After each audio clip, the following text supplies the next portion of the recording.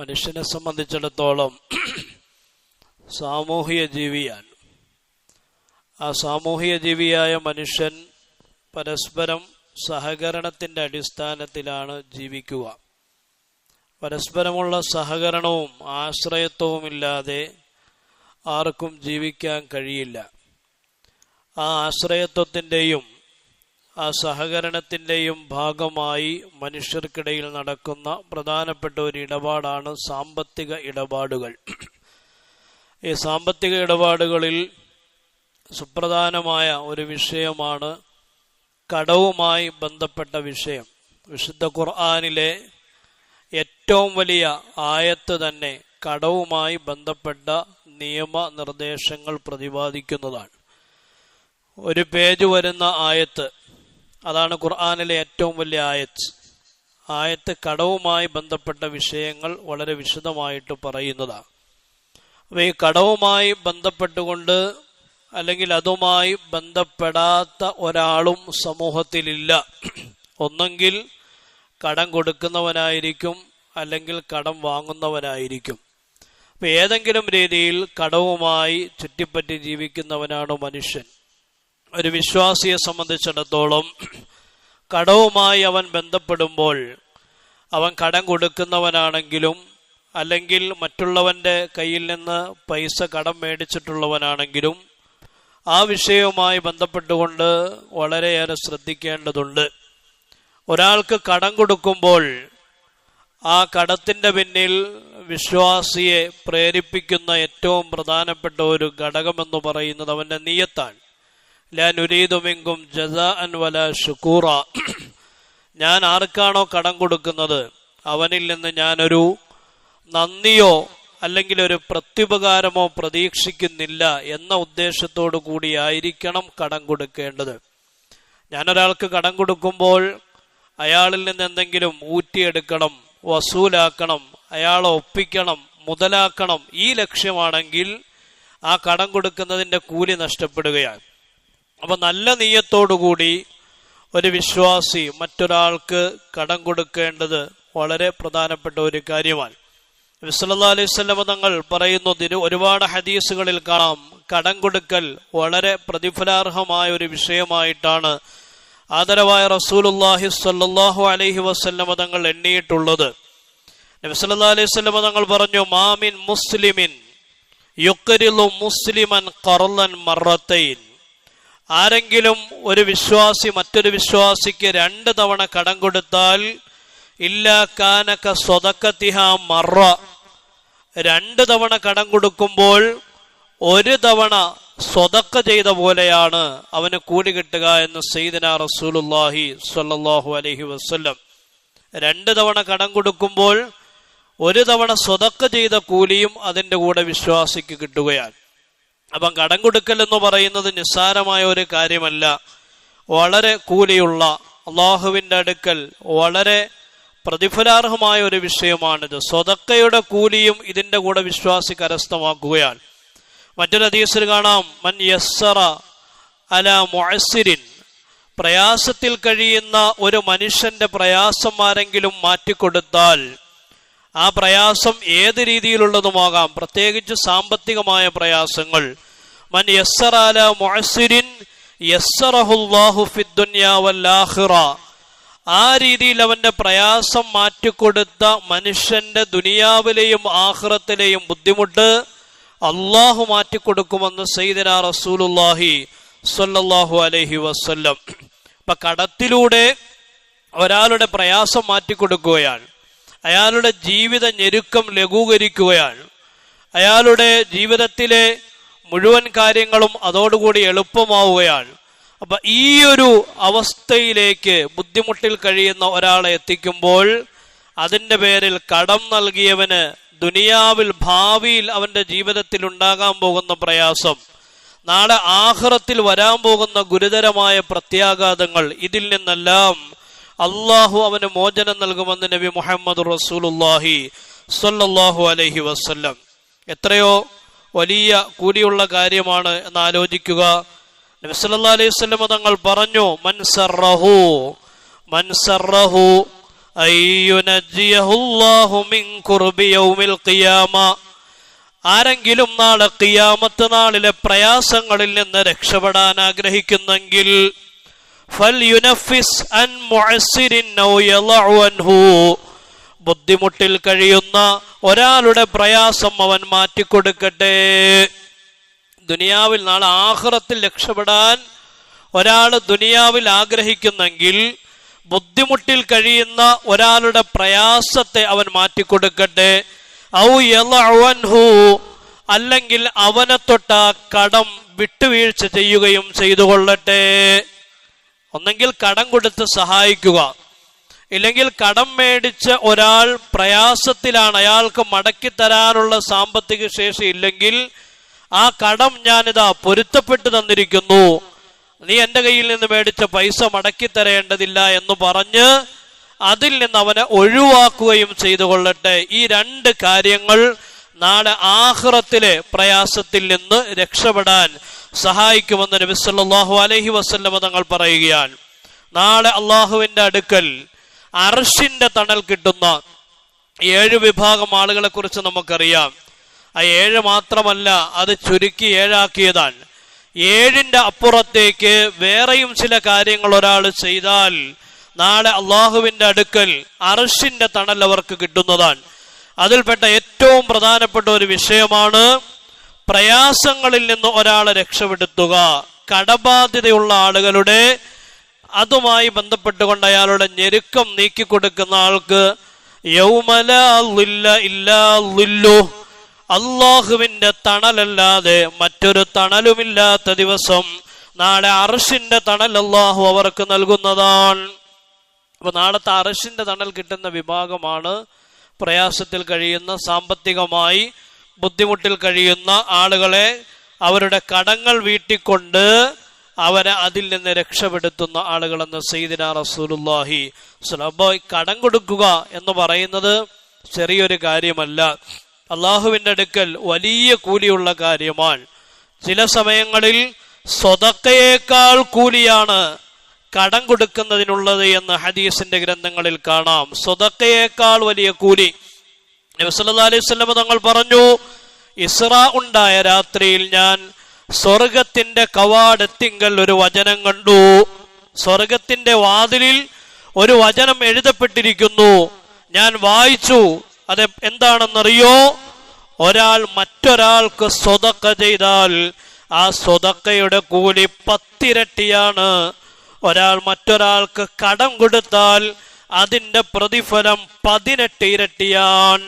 ഇതാണ് സ്വർഗത്തിന്റെ വാതിലിൽ ഞാൻ കണ്ടത്. അപ്പോൾ ദാനം ചെയ്യുമ്പോൾ ആ ദാനത്തിന് 10 ഇരട്ടിയാണെങ്കിൽ കടം കൊടുക്കുമ്പോൾ ആ കടം കൊടുക്കുന്നതിന് ഇയാൾക്ക് കിട്ടുന്ന പ്രതിഫലം 18 ഇരട്ടിയാണ്. ചില സമയത്ത് ദാനത്തേക്കാൾ കൂലി കടം കൊടുക്കുന്നതിനുണ്ടാവും. കാരണം കടം കൊടുക്കുന്നതിലൂടെ ഒരാളുടെ അഭിമാനം നമ്മൾ സംരക്ഷിക്കുകയാണ് ചെയ്യുക. ദാനം ചെയ്യുമ്പോൾ അത് വാങ്ങുന്ന ആളുടെ അഭിമാനത്തിന് ക്ഷതമേക്കാൻ സാധ്യതയുണ്ട്. അതേസമയം നിശ്ചിത കാലാവധി വെച്ചുകൊണ്ട് ഒരാൾക്ക് കടമായിട്ട് നൽകുമ്പോൾ ആ കടത്തിലൂടെ അയാളുടെ അഭിമാനം സംരക്ഷിക്കപ്പെടുന്നു, അതോടൊപ്പം അയാളുടെ കാര്യവും നടക്കുന്നു. അതുകൊണ്ടാണ് ദാനത്തിന് 10 ഇരട്ടിയാണ് പ്രതിഫലമെങ്കിൽ കടത്തിന് 18 ഇരട്ടി പ്രതിഫലം കിട്ടുമെന്നുള്ള വചനം നബി സല്ലല്ലാഹു അലൈഹി വസല്ലം തങ്ങൾ സ്വർഗത്തിന്റെ വാതിലിൽ കണ്ടത് എന്ന് ഹദീസിന്റെ ഗ്രന്ഥങ്ങളിൽ കാണാൻ കഴിയും. അപ്പോൾ ഒരു വിശ്വാസിയെ സംബന്ധിച്ചിടത്തോളം കടവുമായി ബന്ധപ്പെട്ടുകൊണ്ട് സാമ്പത്തിക ശേഷി നമുക്കുണ്ടെങ്കിൽ കുടുംബത്തിന്റെ ചെലവ്, നമ്മുടെ അടിസ്ഥാനപരമായ ആവശ്യങ്ങളെല്ലാം കഴിഞ്ഞ് മിച്ചം ഒരാളുടെ കൈവശം സമ്പത്തുണ്ടെങ്കിൽ ആ സമ്പത്ത് കടം കൊടുക്കുക പോലെയുള്ള നന്മയായ കാര്യങ്ങൾക്ക് വേണ്ടി വിനിയോഗിക്കേണ്ടത് അത്യാവശ്യമായ വിഷയമാണ്. കാരണം അതിന്റെ കൂലി ചെറുതല്ല. നബി സല്ലല്ലാഹു അലൈഹി വസല്ലം തങ്ങൾ പറഞ്ഞു, അമലുകളിൽ ഏറ്റവും പ്രധാനപ്പെട്ട ഉത്കൃഷ്ടമായ അഫ്ളലുൽ അഅമാൽ, ഏറ്റവും ഉത്തമമായ അമൽ ഏതാണെന്നറിയോ? അൻ തുദ്ഖില അലാ അഖീകൽ മുസ്ലിമി മുഅ്മിനി സുറൂറ, മുഅ്മിനായ മനുഷ്യന്റെ ഹൃദയത്തിൽ സന്തോഷം ജനിപ്പിക്കുന്ന കാര്യങ്ങൾ ചെയ്യലാണ് അമലുകളിൽ ഏറ്റവും നല്ല അമൽ. നബി തങ്ങൾ പറഞ്ഞു, ഔ തഖ്ലി അൻഹു ദൈന, അല്ലെങ്കിൽ അവന്റെ കടം വീട്ടിക്കൊടുക്കൽ. ഇത് രണ്ടുമാണ് അമലുകളിൽ ഏറ്റവും പ്രധാനപ്പെട്ട അമൽ. ഒരു മുഅ്മിനായ മനുഷ്യന്റെ ഹൃദയത്തിൽ സന്തോഷം ജനിപ്പിക്കാൻ എന്തൊക്കെ നമുക്ക് ചെയ്യാൻ പറ്റും? നല്ല വാക്ക് പറയുക, സാമ്പത്തികമായിട്ട് അയാളെ സഹായിക്കുക, അയാൾക്ക് ജോലിയില്ലെങ്കിൽ ജോലി വാങ്ങിക്കൊടുക്കുക, അയാൾക്ക് വേണ്ടി ഹൈറായ ഒരു കാര്യത്തിന് റെക്കമെൻഡ് ചെയ്യണമെങ്കിൽ അത് ചെയ്യുക.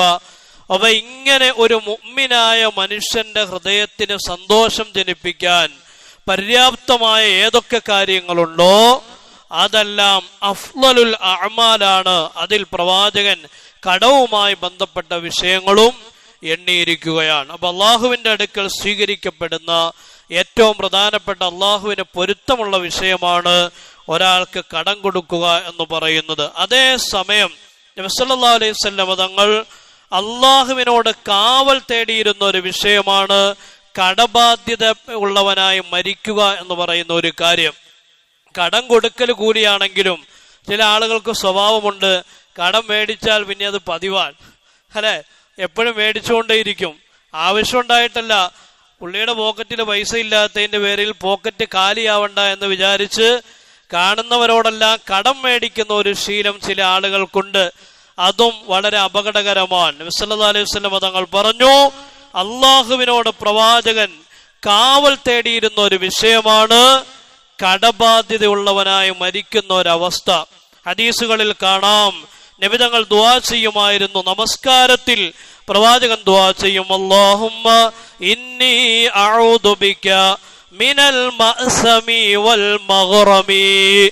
അല്ലാഹുവേ, ഞാൻ നിന്നോട് കാവൽ തേടുകയാണ്. മിനൽ മഅ്സമി, പാപത്തിൽ നിന്നും, വൽ മഗ്റമി, കടത്തിൽ നിന്നും ഞാൻ നിന്നോട് കാവൽ തേടുന്നു. എപ്പോഴും പ്രവാചകൻ നമസ്കാരത്തിൽ ദുആ ചെയ്യും, കടത്തിൽ നിന്ന് കാവൽ തേടുന്നു. ഈ കടമെന്ന് പറയുമ്പോൾ മനുഷ്യനുമായി, വ്യക്തികളുമായി ബന്ധപ്പെട്ട കടം മാത്രമല്ല, സമുദായവുമായി ബന്ധപ്പെട്ട കടം, അള്ളാഹുവുമായി ബന്ധപ്പെട്ട കടം, അതെല്ലാം ഇതിൽപ്പെടും. അള്ളാഹുവുമായി ബന്ധപ്പെട്ട കടം, അല്ലെങ്കിൽ അള്ളാഹുവുമായി ബന്ധപ്പെട്ട കടം എങ്ങനെയാ? അത് പള്ളിയുമായി ബന്ധപ്പെട്ട കടങ്ങളാവാം, മദ്രസയുമായി ബന്ധപ്പെട്ട കടങ്ങളാവാം. മാസവരി ഉദാഹരണമാണ് കേട്ടോ. മാസവരി കൊടുക്കുന്ന വിഷയത്തിൽ ഒരാൾക്ക് വല്ലാത്ത മടിയാൻ, എത്ര ചോദിച്ചാലും മാസവരി കൊടുക്കൂല. വീട്ടിലെ ടിവിയുടെ പൈസ അടയ്ക്കാൻ ഇതുണ്ട്, മൊബൈൽ റീചാർജ് ചെയ്യാൻ പൈസയുണ്ട്, ഷോപ്പിങ്ങിന് പോകാൻ പൈസയുണ്ട്, വണ്ടിയുടെ CC അടയ്ക്കാൻ പൈസയുണ്ട്, EMI ഇട്ട മൊബൈലിന് അടയ്ക്കാൻ പൈസയുണ്ട്, എല്ലാത്തിനും പൈസയുണ്ട്. പക്ഷെ പള്ളിയുമായി ബന്ധപ്പെട്ട്, അള്ളാഹുവുമായി ബന്ധപ്പെട്ട സാമ്പത്തിക ഇടപാട് പൂർത്തീകരിക്കാൻ, അതിൽ നിന്നൊഴിവാകാൻ അയാളുടെ അടുക്കൽ അയാൾക്ക് താല്പര്യമില്ലെങ്കിൽ അത് ഏറ്റവും വലിയ കടമാണ്, അള്ളാഹുവുമായി ബന്ധപ്പെട്ട ഏറ്റവും വലിയ കടമാണ്. ആ കടം വീട്ടാതെ മരിക്കുന്നതിനെ സൂക്ഷിച്ചുകൊള്ളുക. ആ വിഷയത്തിൽ നമ്മൾ കാണിക്കുന്ന താല്പര്യമില്ലായ്മ, നമ്മുടെ അവഗണനാ മനോഭാവം, ആ ഭാവത്തോടുകൂടി അള്ളാഹുവിന്റെ അടുക്കലേക്ക് എത്തിപ്പെടുന്നതിനെ സൂക്ഷിച്ചുകൊള്ളുക. കാരണം അത് ഏറ്റവും വലിയ കടമാണ്, സമുദായവുമായി ബന്ധപ്പെട്ട കടമാണത്. നബി സല്ലല്ലാഹു അലൈഹി വസല്ലം തങ്ങൾ പറഞ്ഞു, നിരന്തരം അല്ലാഹുമ്മ ഇന്നി അഊദു ബിക മിനൽ മഅ്സമി വൽ മഗ്റമി, അല്ലാഹുവേ, ഞാൻ പാപത്തിൽ നിന്നും കടത്തിൽ നിന്നും നിന്നോട് കാവൽ തേടുന്നു. അപ്പൊ ഒരാൾ ചോദിച്ചു, നബിയെ, എന്തിനാണ് ഇങ്ങനെ നിരന്തരമായി ഈ ദുആ അടിക്കടി ആവർത്തിക്കാനുള്ള കാരണം എന്താണ് നബിയെ? നബി സല്ലല്ലാഹു അലൈഹി വസല്ലം തങ്ങൾ പറഞ്ഞു, ഞാൻ ഈ ദുആ നിരന്തരം ആവർത്തിക്കാനുള്ള കാരണം എന്താണെന്നറിയോ? ഇന്നർ റജുല ഇദാ ഗരിമ ഹദ്ദസ ഫകദിബ വവഅദ ഫഅഖ്ലഫ. ഒരു മനുഷ്യൻ കടക്കാരനായി മാറിക്കഴിഞ്ഞാൽ അവൻ ധാരാളമായിട്ട് സംസാരിക്കാൻ തുടങ്ങും. ധാരാളമായിട്ട് സംസാരിക്കുമ്പോൾ ഫകദബ, അവൻ കള്ളം പറയാൻ തുടങ്ങും.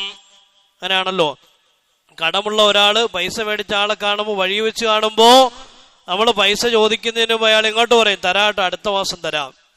ഇങ്ങനെ എത്ര വട്ടം അടുത്ത മാസം പള്ളിക്കാർ വരുമ്പോ മാസവര് ചോദിക്കുമ്പോൾ അടുത്ത 2 ദിവസം കഴിഞ്ഞ് വരെയും തരാം. കടബാധ്യതയിൽ അകപ്പെട്ട മനുഷ്യൻ അവൻ സംസാരിക്കുമ്പോൾ കള്ളം പറയാൻ തുടങ്ങും. അവൻ വാക്ക് പറഞ്ഞാൽ ലംഘിക്കുകയും ചെയ്യാൻ തുടങ്ങും. അതുകൊണ്ടാണ് സഹാബത്തെ കടത്തിൽ അകപ്പെടുന്നതിന് തൊട്ട് ഞാൻ അള്ളാഹുവിനോട് കാവൽ തേടുന്നത് എന്ന് നബി സല്ലല്ലാഹു അലൈഹി വസല്ലം. അപ്പൊ കടവുമായി ബന്ധപ്പെട്ട് ഒരാൾ പ്രയാസപ്പെട്ടാൽ അയാൾക്ക് കടത്തിന്റെ ശിക്ഷ മാത്രമല്ല ഉണ്ടാവുക, പിന്നെയോ സംസാരിക്കുമ്പോൾ കള്ളം പറയുന്നതിന്റെ ശിക്ഷയും കിട്ടും. വാക്ക് പറഞ്ഞാൽ ലംഘിക്കാതെ കടന്നു പോകുന്നതിന്റെ ശിക്ഷയും കിട്ടും. അതുകൊണ്ട് ദുആ ചെയ്തോളൂ എല്ലാ സമയത്തും. അല്ലാഹുമ്മ ഇന്നി അഊദു ബിക മിനൽ മഅ്സമി വൽ മഗ്റമി.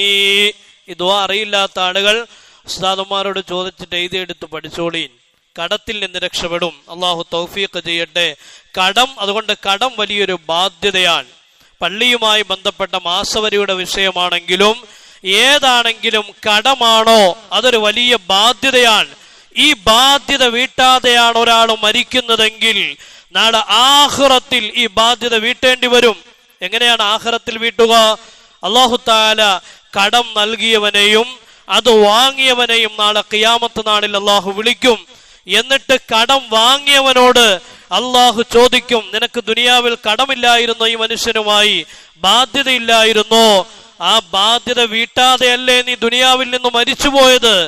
ആ ബാധ്യതയിൽ നിന്ന് നിനക്ക് രക്ഷപ്പെടാൻ കഴിയുമെന്ന് വിചാരിക്കുന്നുണ്ടോ? അള്ളാന്റെ ചോദ്യം. നമ്മൾ വിചാരിക്കും മക്കള് വീട്ടൂന്ന് വിചാരിക്കും. മക്കൾക്ക് 100 കൂട്ടം പണിയുണ്ട്. നമ്മുടെ അടക്കിയിട്ട് നമ്മുടെ മക്കൾ കവറിന്റെ അടുക്കൽ നിന്ന് ആണ്ടിലൊരിക്കൽ വന്ന് ദുആ ചെയ്തിട്ട് കടന്നു പോകുമെന്നല്ലാതെ നാം വരുത്തിവെച്ച സാമ്പത്തികമായ ബാധ്യതകൾ നമ്മുടെ പിൻഗാമികൾ കൊടുത്തു വീട്ടും എന്ന് വിചാരിക്കുന്നത് വ്യാമോഹമാണ്. ആ രീതിയിൽ നാം അവർക്ക് ആത്മീയമായ ഉയർച്ചയും ആത്മീയമായ ബോധനം നൽകിയിട്ടുണ്ടെങ്കിൽ നാം രക്ഷപ്പെടും. ഇല്ലെങ്കിൽ നമ്മുടെ ബാധ്യത അവർ ഓർക്കൂല. വീട്ടേണ്ടത് നമ്മളാണ്. നാളെ പരലോകത്ത് അല്ലാഹു ചോദിക്കും. കടം വാങ്ങിയവനെയും അന്നത്തെ കമ്മിറ്റിക്കാരെയും ആ കടം വീട്ടാതെ മരിച്ചുപോയ മഹല്ല് നിവാസിയെയും അല്ലാഹു വിളിച്ചിട്ട് ചോദിക്കും, ഇവൻ ദുനിയാവിൽ കൊടുത്തു വിടാൻ വിട്ടുപോയ ബാധ്യത, ആ ബാധ്യത തിരിച്ചെടുക്കുക. എങ്ങനെയാണ് ബാധ്യത തിരിച്ചെടുക്കുന്നത്? ഇവൻ ആരിൽ നിന്നാണോ പൈസ മേടിച്ചത് അവന് ഈ കടം വാങ്ങിയവന്റെ മുഴുവൻ നന്മയും അല്ലാഹു തആല എടുത്തു കൊടുക്കും. കടം വാങ്ങിച്ചവന്റെ മുഴുവൻ നന്മയും കടം നൽകിയവൻ അല്ലാഹു തആല കൊടുക്കും. കൊടുത്ത് അവസാനം കടം വാങ്ങിയവന്റെ നന്മകൾ മുഴുവനും തീർന്നു പോകുമ്പോൾ കടം നൽകിയവന്റെ തിന്മയെടുത്ത് ഇവൻ അല്ലാഹു ചാർത്തി കൊടുക്കും.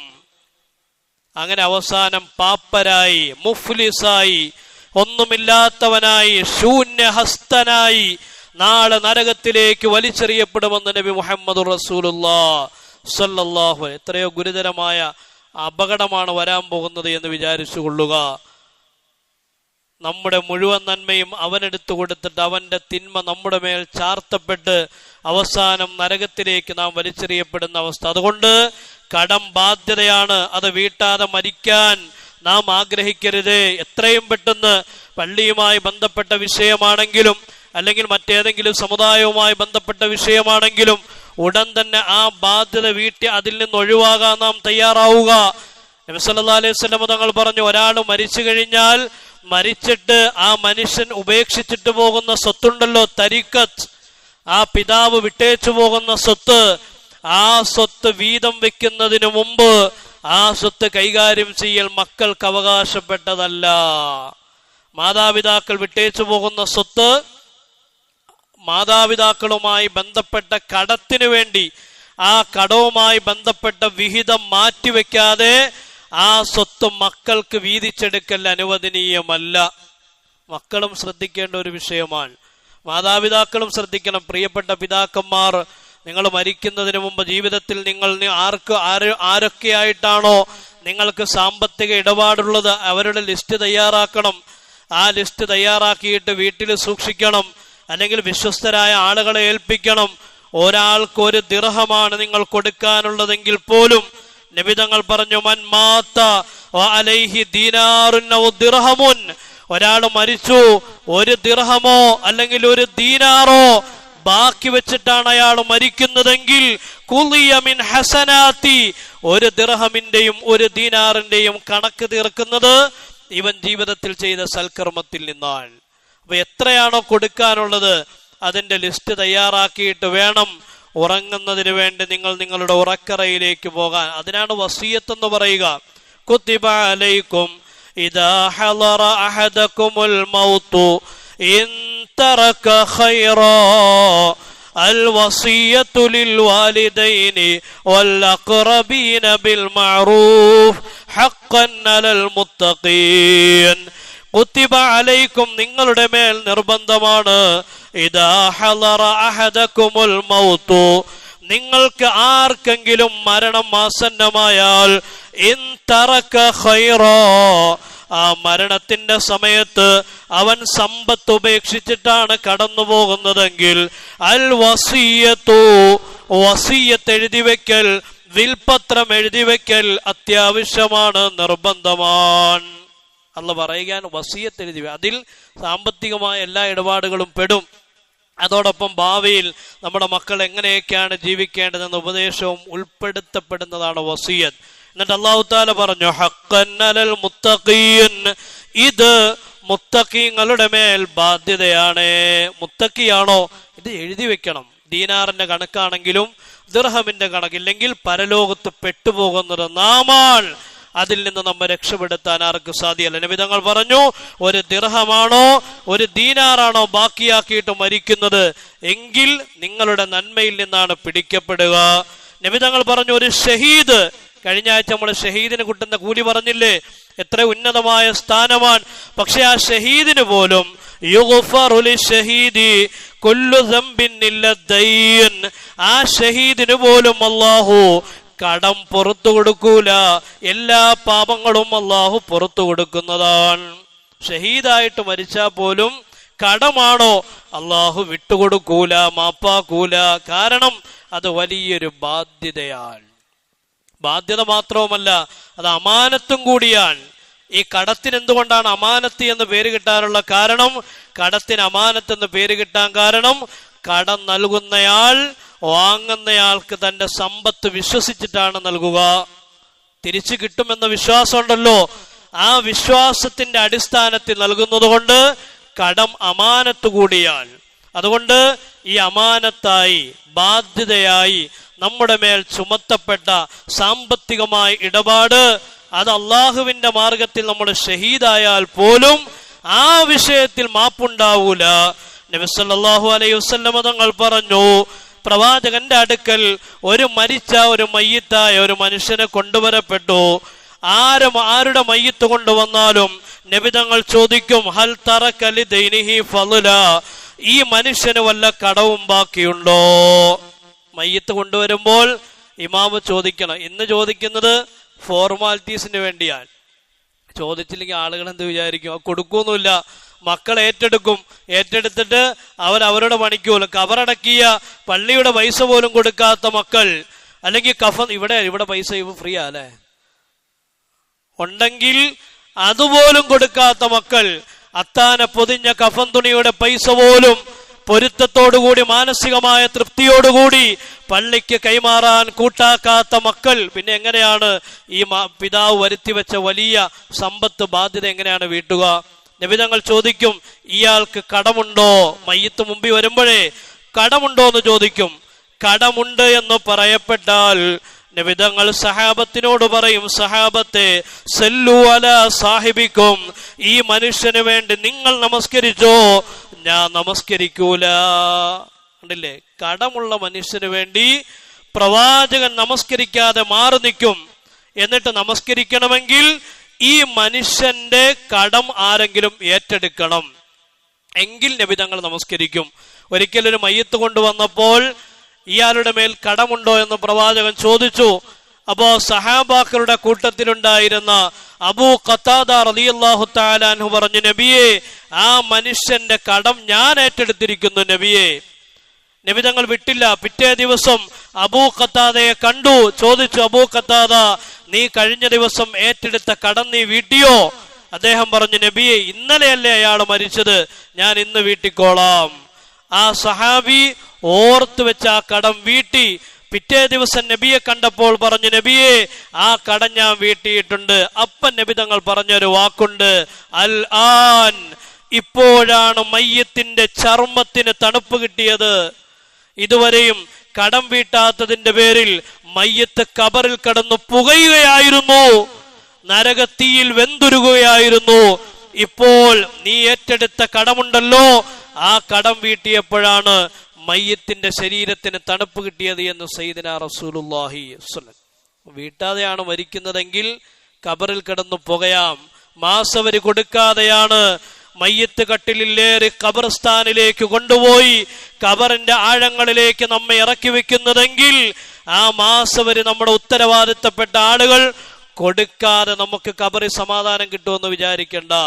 അതുകൊണ്ട് സാമ്പത്തിക ഇടപാടുകൾ അത് മറ്റുള്ളവരിലേക്ക് നീക്കിവെച്ചിട്ട് നാളെ നാം രക്ഷപ്പെടാമെന്ന് വിചാരിച്ച വലിയ അപകടമാണ് സഹോദരങ്ങളെ.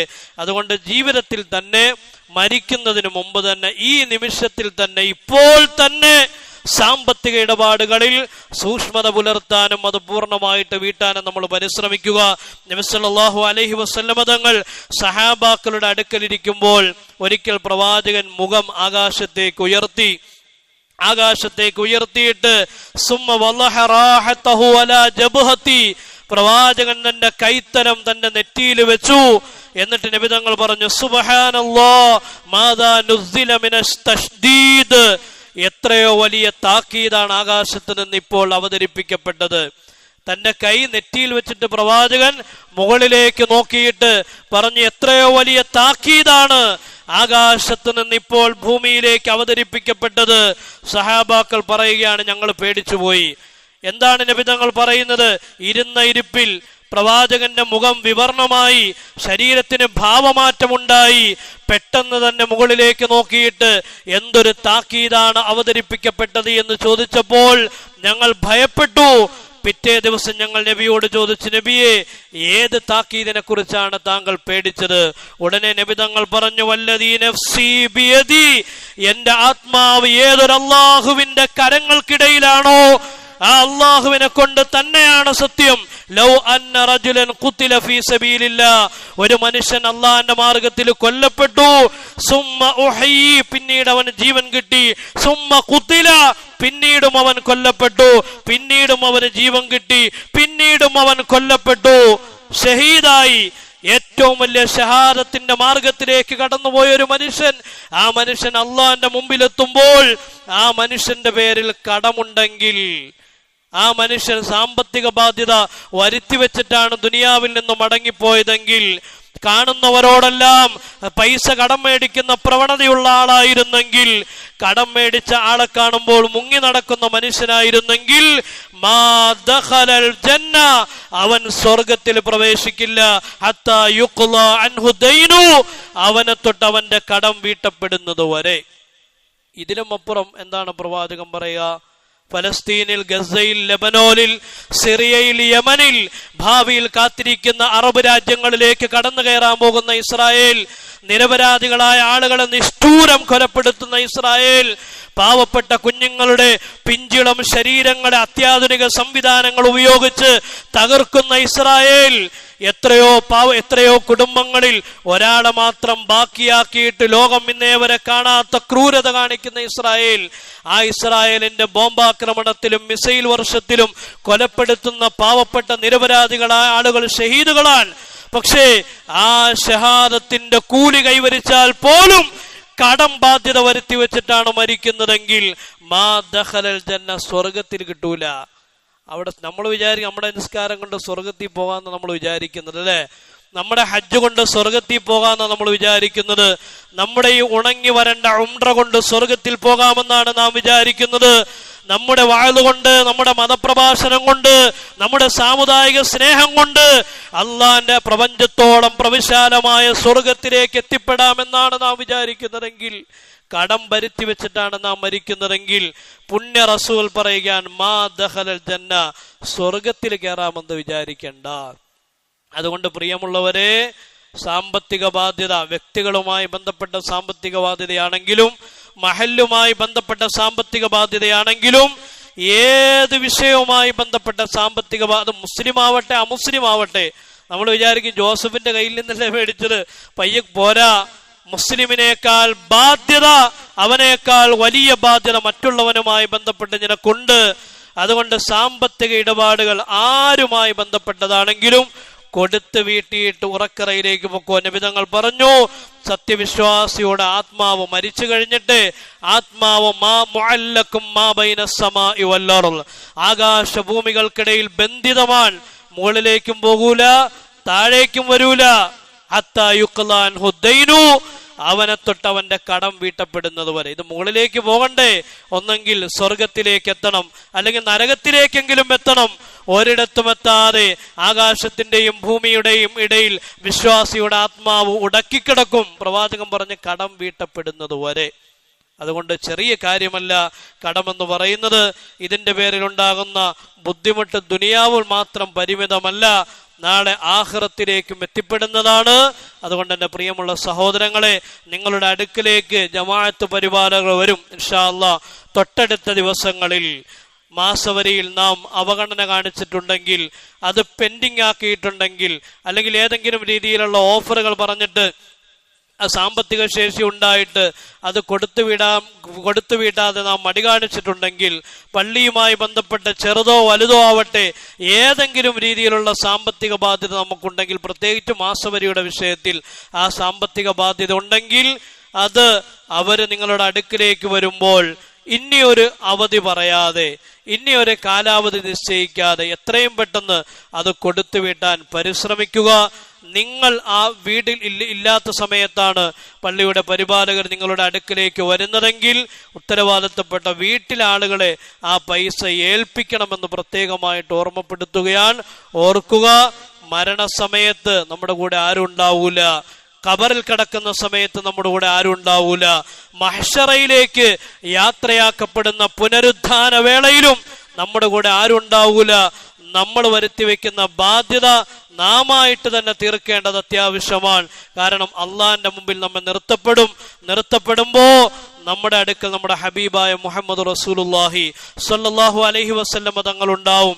ആ പ്രവാചകന്റെ മുമ്പിൽ അഭിമാനത്തോടു കൂടി തല ഉയർത്തി നിൽക്കണമെങ്കിൽ, അള്ളാഹിന്റെ മുമ്പില് സ്വർഗത്തിലേക്ക് പടച്ചതമ്പുരാൻ ഫരീഖും ഫിൽ ജന്ന വ ഫരീഖും ഫിസ് സഈർ, സ്വർഗത്തിലേക്ക് പോകുന്ന വിഭാഗത്തിന് ടിക്കറ്റ് കൊടുക്കുമ്പോ ആ ടിക്കറ്റ് സന്തോഷത്തോടു കൂടി കൈനീട്ടി മേടിക്കണമെങ്കിൽ, കിതാബ് വിതരണം ചെയ്യപ്പെടുമ്പോ യാ ലൈതനീ ലമൂത കിതാബിയ, എന്റെ കിതാബ് എനിക്ക് നൽകപ്പെട്ടില്ലായിരുന്നെങ്കിൽ എന്ന് പറയേണ്ടി വരുന്ന ദുരവസ്ഥയിലേക്ക് ഞാനും നിങ്ങളും മാറാതിരിക്കണമെങ്കിൽ സാമ്പത്തിക ബാധ്യത നാം തന്നെ വീട്ടുക.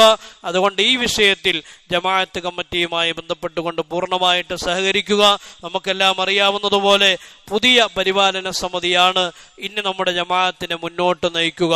കഴിഞ്ഞുപോയ ജമാഅത്ത് സമിതി അല്ലാഹു സുബ്ഹാനഹു വ തആല അവരെ ചെയ്ത മുഴുവൻ സേവനങ്ങളും അല്ലാഹു സ്വീകരിക്കുമാറാവട്ടെ, എല്ലാ നന്മകളും അല്ലാഹു കബൂലാക്കുമാറാവട്ടെ. വരുന്ന ഇതിന്റെ ഉത്തരവാദിത്തം ഏറ്റെടുത്തിരിക്കുന്ന പുതിയ ജമാഅത്ത് കമ്മിറ്റിക്ക് അല്ലാഹു സുബ്ഹാനഹു വ തആല നേരായ വഴിയിലൂടെ അല്ലാഹുവിന്റെ പൊരുത്തത്തിൽ അധിഷ്ഠിതമായ നിലയിൽ ജമാഅത്തിന്റെ സംവിധാനങ്ങളെ കൊണ്ടുപോകാനുള്ള തൗഫീഖ് നൽകി അല്ലാഹു അനുഗ്രഹിക്കുമാറാവട്ടെ. മാസവരിയുമായി ബന്ധപ്പെട്ട് എല്ലാവരും ജാഗ്രത പുലർത്തണമെന്ന് പ്രത്യേകം ഓർമ്മപ്പെടുത്തുന്നു.